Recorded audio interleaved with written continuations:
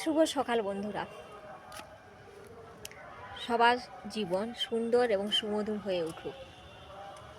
আজকে সকালে একটা ভিডিও শুরু করলাম। সমাজে এক প্রকার মানুষ আছে যারা হচ্ছে মশা মানুষ। এইবার বলবেন আপনারা, মশা মানুষটা কি? মশা মানুষটা হলো সেই প্রকৃতির মানুষ যারা হচ্ছে আপনার কি বলবো, যারা তাদের সফলতাকে আনার জন্য আপনার পিছনে ঘুরঘুর করবে এবং তাদের সফলতা যখন চলে আসবে তখন আপনাকে পিছনে লাথি মারবে।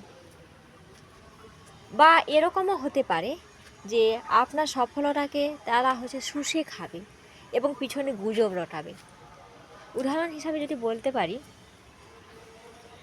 একটা চাকরি পরীক্ষায় সে আপনার সাফল্যের জন্য বা আপনার সাহায্যের জন্য সে চাকরিটা পেয়েছে বা চাকরিটা সাফল্য লাভ করেছে।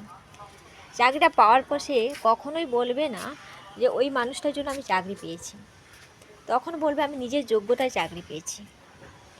তাহলে এই গল্পটা থেকে আপনি কি শিক্ষা নিতে পারেন?